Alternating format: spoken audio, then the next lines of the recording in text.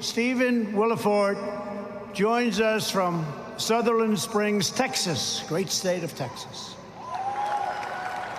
where a mass shooter opened fire at the First Baptist Church. You all read about it. In November 2017, taking many innocent lives, wonderful, wonderful people. Stephen heroically risked his life to bring the horrible violence to an end. Stephen, please come up and say a few words.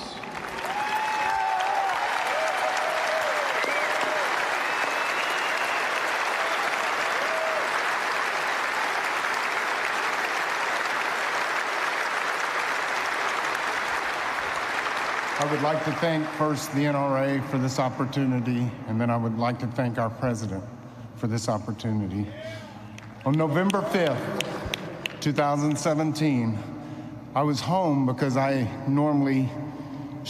was going to start my on-call at the hospital where I worked as an emergency plumber during on-call and could be called a lot. So I stayed home from church that day because I wanted to get rest.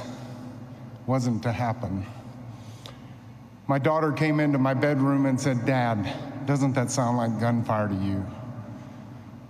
I ran to my window thinking it was someone tapping at the window, and she said, "No, come into the kitchen," where I immediately said, "It is gunfire."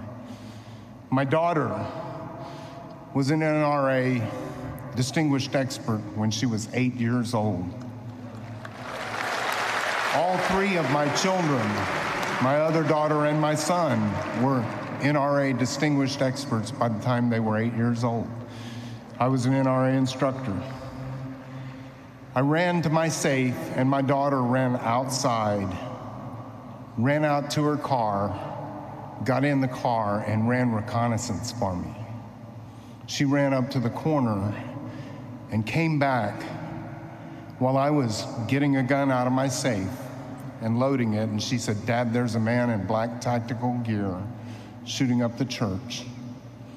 And I said, "Did you call 911? She said, "I did. They're aware of it." Right away, that told me police were coming, but I couldn't wait.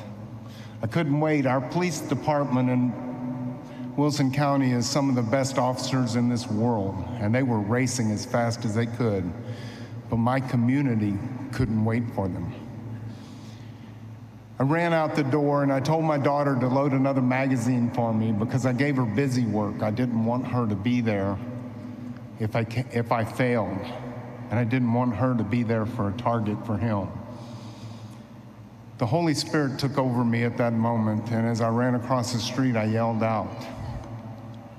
The gunman heard me inside, so did some of the people from the church, so did my own daughter. He came running out of the church and started shooting at me. I put 2 shots, center mass. He stopped shooting at me, ran to his vehicle.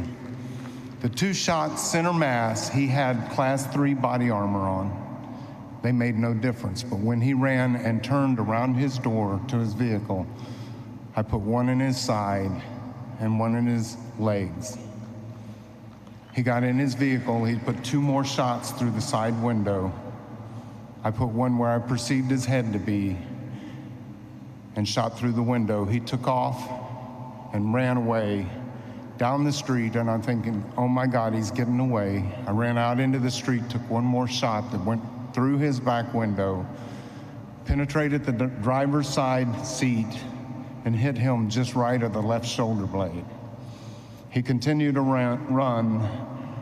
I met up with a man that was just parked and watched the whole thing, and everybody in this world would have just driven on, but this is Texas. We aren't known for our sanity. I found out later his name is Johnny, and I got in the truck with Johnny and we gave chase. And at the end, the gunman, being the coward that he was, took his own life. Inside the church were more heroes than we can even talk about in a limited amount of time. But I'm here today to talk about the fact that I used my own AR-15 to confront a shooter that had dropped 15 30-round magazines in my church. He murdered 26 people and injured 20 more. There were only 7 people that walked out of that church without a gunshot wound. If it were not for our Second Amendment rights and the right to carry an AR-15, the same style gun that he had, then I would have been outgunned myself.